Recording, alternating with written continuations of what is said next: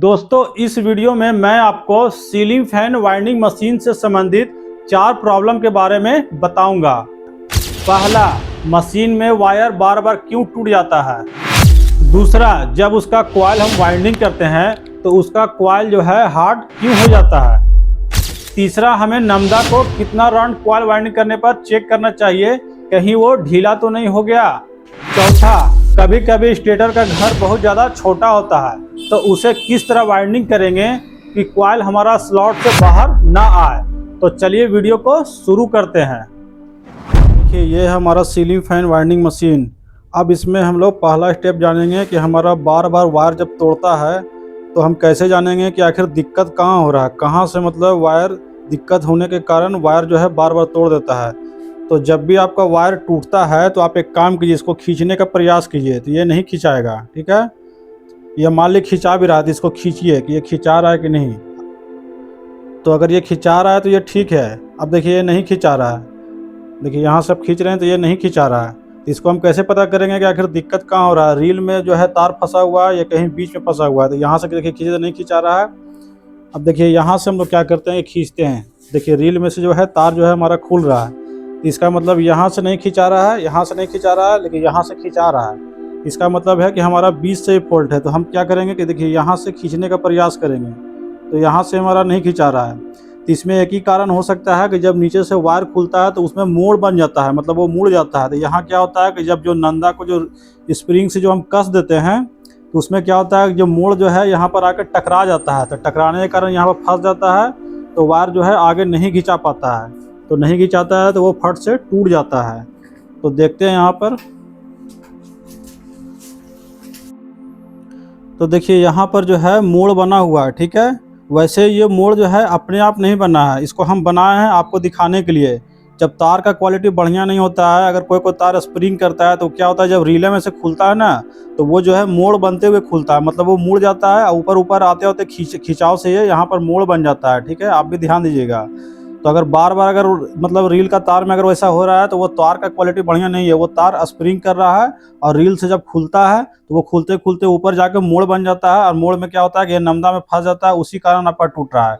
अब दूसरा कारण बताते हैं कि दूसरा तार क्यों टूटता है। अब इसको हम लोग वापस जो है नमदा में इस तरह से लगा देते हैं। ठीक है, इसको भी नीचे कर देते हैं। अब देखिए क्या होगा कि मतलब फिर मान लीजिए दूसरा कारण तार टूटने का रहता है, यहाँ से भी खींचेंगे तो नहीं खिंचाएगा, यहाँ से खींचेंगे तो नहीं खिंचाएगा। तो दूसरा कारण हमारा हो सकता है कि जो रील होता है, रील में यहाँ पर कहीं पर बाबरी होता है। ठीक है, तो बाबरी होता है तो उसको जो है इस तरह से घस दिया कीजिएगा। अपने पास एक फाइल रखिएगा, देखिए इस तरह से रेती रखिएगा, रेती फाइल जो भी कहिए अपना लैंग्वेज में। इसको इस तरह से जहाँ पर मोड़ होता है ना, ज्वाइंट जो होता है ना डबल रील का, तो वहाँ पर खोच रहता है। तो खोच रहता है तो उसको इस तरह से कर दीजिए। वैसे नीच श्याम का मशीन का जो है वो स्टील देता है। देखिए ये जो है आपका स्टील देता है, तो इसमें आपको करने की ज़रूरत नहीं है। लेकिन फिर भी अगर किसी कारणवश हो रहा है, स्टील अगर खो गया है या आपके पास नहीं है या और किसी और कंपनी का पुराना ओल्ड मॉडल मशीन चलाते हैं, तो अगर दिक्कत हो रहा है तो इस तरह से उसको बराबर कर दीजिए। देखिए इस तरह से कर दिएगा तो वो चिकना हो जाएगा, तो प्रॉब्लम कुछ कम जाएगा। वैसे रील में जब तार भरा हुआ रहता है तो प्रॉब्लम कम होगा, ये घिस दीजिएगा तब। लेकिन रील में तार जो है पूरा लास्ट हो जाएगा तो ये क्या होता है कि पूरा इससे मतलब कोरी से वो टकरा के खुलता है, मतलब तो उसमें ज़्यादा प्रॉब्लम रहेगा। भरा हुआ रहेगा तो कम जाएगा। ठीक है, अब तीसरा स्टेप क्या होता है कि रील में अगर तार आप नया खोलते हैं और नया खोलने के बाद क्या होता है उसे यूज करते हैं तो तार जो है ना क्या होता है, जब मशीन रुका हुआ रहता है तो वो 2-4।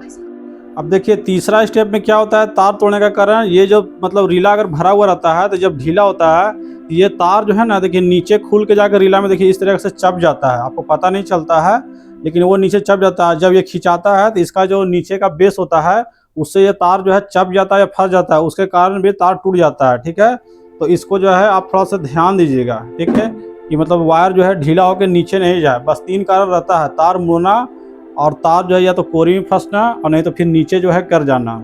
बस 3 कारण होता है, इसके कारण जो है बार बार मशीन में वायर तोड़ता है।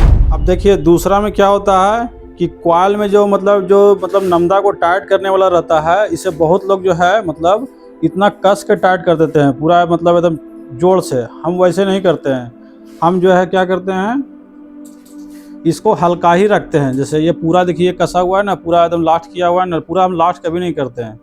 वैसे क्या होगा ना कि मतलब वायर जो है बहुत ज़्यादा एकदम टाइट हो जाएगा पूरा टेंशन होने की वजह से, और उसमें जो कॉइल जो है अगर आप सॉफ्ट तार से वाइंडिंग कीजिएगा तो वो बहुत ज़्यादा कॉइल हार्ड बन के उतरेगा, ठीक है। तो हम वैसे नहीं करते हैं। देखिए इसको हल्का कर लिए हैं, बस हल्का में ये लास्ट में रखते हैं, बहुत ज़्यादा 1-2 चूड़ी टाइट कर देते हैं, ठीक है। अगर ये ख़राब हो जाता है तो इसके लिए हम लोग देखिए क्या करते हैं कि मतलब देखिए बहुत सारा ला के नमदा जो है रख लेते हैं, इसे हर 2-3 महीना में चेंज कर देते हैं। और नमदा भी सॉफ्ट वाला नहीं, एक हार्ड नमदा जो आता है उसी को हम लोग यूज़ करते हैं। इसको निकाल के हटा देते हैं और नया फ्रेश लगा देते हैं। लेकिन इसको कभी भी ये ख़राब हो जाता है, ये ख़राब क्या होता है मतलब चलते चलते क्या होता है इसमें ज़्यादा चिकनापन हो जाता है, गड्ढा हो जाता है। तो इससे क्या होता है कि मतलब ऊपर से तो ये टाइट रहता है, लेकिन अंदर अंदर इसमें गड्ढा का अंश जो है जब वायर चलता है तो उसमें जो है घर्षण से उसमें गड्ढा ही पैदा करता है। तो उससे क्या होता है कि ऊपर से तो हमारा टाइट रहता है, लेकिन अंदर से वो गड्ढापन रहता है, जिससे वायर जो है पूरी तरह से चपता नहीं है। इसे क्या करते हैं लोग बहुत मतलब ज़बरदस्ती मतलब कस देते हैं, उन्हें लगता है कि और ज़्यादा होगा। तब उसमें क्या होता है कि ज़रूरत से ज़्यादा तो टाइट हो जाता है या तो सही वो वर्क नहीं करता है ख़राब होने के कारण। तो उसमें क्या कीजिए कि अब इसको जो है नया ही लगा दीजिए। पूरा जो है पैकेट ही खरीद लीजिए बाज़ार से, ठीक है। उसमें आपको सस्ता पड़ेगा। ऐसे लीजिएगा तो 2-3 रुपया पीस देगा, लेकिन पैकेट लीजिएगा तो आपको सस्ता पड़ेगा। एक ही बार पैकेट खरीद लीजिए और हर जो है अगर काम ज़्यादा होता है तो हर 1-2 महीना में उसे चेंज कर दीजिए, ठीक है। इसको हल्का टाइट करते हैं और इसको हम लोग वाइंडिंग करते हैं। वाइंडिंग करके दिखा रहे हैं कि इसका मतलब कितना मतलब रहना चाहिए कॉइल में टाइटनेस, जिससे हमारा लॉक जो है बहुत अच्छे तरीक़ा से और फास्ट बैठे।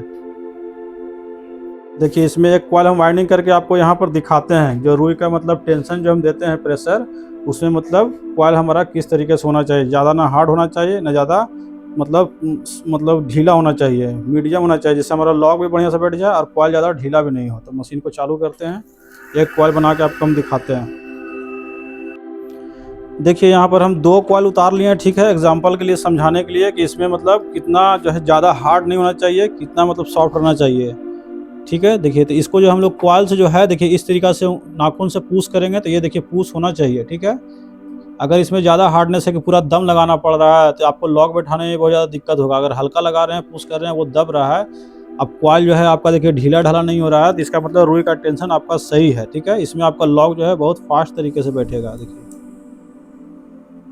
ज़्यादा मेहनत मशक्कत करने की ज़रूरत नहीं होगा, लेकिन हाँ तार में सॉफ्टनेस होना चाहिए। अगर सुपर डी का तार रहेगा तो ऑटोमेटिक हार्ड हो जाएगा, ठीक है।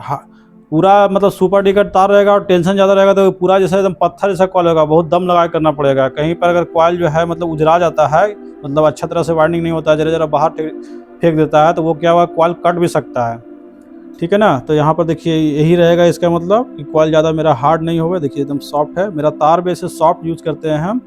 और उसका रुई का टेंशन भी जो है हम मतलब एकदम लिमिट भर सेट करते हैं कि वो ज़्यादा हार्ड नहीं हो गए। ये प्रॉब्लम हो गया। अब तीसरे की ओर हम बढ़ते हैं।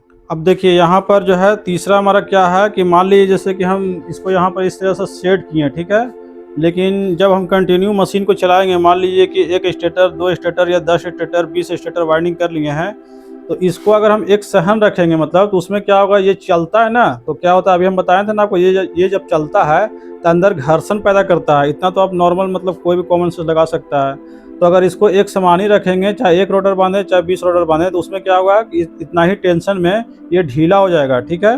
तो अब इसका क्या उपाय करते हैं, अगर इसको मतलब कस देंगे तो हो सकता है ज़्यादा टाइट हो जाए या नहीं भी हो, क्योंकि अंदर जो है गड्ढा बन चुका होता है। तो इसके लिए हम क्या करते हैं, अगर इसको हम ऐसे ही छोड़ देंगे तो सब कॉइल जो है ढीला ढीला हो जाएगा, ठीक है। तो ऐसा नहीं करते हम, 10 राउंड वाइंडिंग करने पर इसको चेंज करते हैं। तो इसके लिए क्या करते हैं, बस इसको हटा देते हैं। देखिए इसको बस ऐसे पीछे खींच लेते हैं और खींचने के बाद जो है तार का इसका मतलब पोजीशन चेंज कर देते हैं, मतलब फिर से एक बार कर देते हैं। इसको हल्का बस ऐसे कर देते हैं, पूरा जोर से दम मतलब दम लगा के पूरा अंदर तक टाइट नहीं करते, उससे कोई फ़ायदा नहीं है, वो अनबैलेंस हो जाएगा, ठीक है। बस इसको एक बार क्या करते हैं, पीछे की ओर कर लेते हैं। देखिए गड्ढा बना हुआ होगा तो क्या होगा, गड्ढा से अगल बगल हो जाएगा, उसको जो है बस 2 चूड़ी टाइट कर देते हैं बस, ठीक है।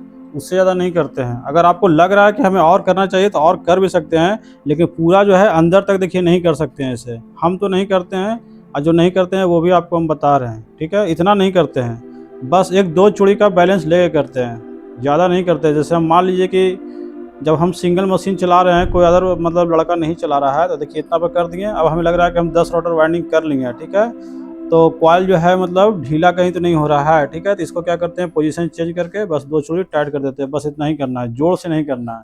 अब ये भी हमारा क्लियर हो गया। अब देखिए हमारा चौथा प्रॉब्लम है कि जब घर का स्लॉट जो है, स्टेटर का स्लॉट या घर जो भी बोलिए छोटा रहता है, तो वो क्या होता है कि मतलब बाहर फेंक देता है टर्निंग पूरा होते होते। तो उसको हम लोग कैसे ठीक करेंगे? तो उसके लिए क्या करते हैं कि मशीन को हम सेट कर लिए हैं। यहाँ पर देखिए 400 टर्निंग सेट है, ठीक है। मशीन को हम चालू करते हैं और चालू करने के बाद जो है उसको जो हम कम से कम 250 पर रोक देंगे। 250 तक टर्निंग जो है ले लेगा, बाहर फ्लो नहीं करेगा। लेकिन उसके बाद क्या करते हैं, उसको पेचकस से जो है पहले दबा लेते हैं। लेकिन 250 पर रोक दिए 264 पर। अब इसको क्या करते हैं कि बाहर निकाल लेते हैं। इसका तो ऐसे घर बड़ा है, वो वाला जिसका घर छोटा रहता है वो वाला बहुत कम चलता है। इसको इस तरीक़े से दबा लेते हैं, ठीक है। और दबाने के बाद फिर से इसे लगाते हैं। इसमें ज़रूरत नहीं है, बस जानकारी के तौर पर हम बता रहे हैं। अगर तार सॉफ्ट रहेगा और रुई का टेंशन जो है मतलब चाप जो है एकदम परफेक्ट रहेगा, न कॉइल ज़्यादा हार्ड हो न ज़्यादा मतलब ढीला हो, तो वो जो है घर के अंदर ही रहेगा। देखिए घर के बाहर नहीं निकलेगा। इसमें तो ऐसे भी नहीं निकलता। जिसमें छोटा रहता है या आपको लग रहा है कि वो बाहर फ्लो हो रहा है, तो बस 200 350 का टर्निंग दे रहे हैं तो 200 पर रोक लेना है। अगर 400 दे रहे हैं 12 + 12 में, तो आपको 250 पर रोक लेना है। 250 पर रोक के आपको मतलब एक बार दबा देना है। दबाने के बाद जो है फिर आपको फाइनल कर लेना है। तो दोस्तों आज की वीडियो में बस इतना ही।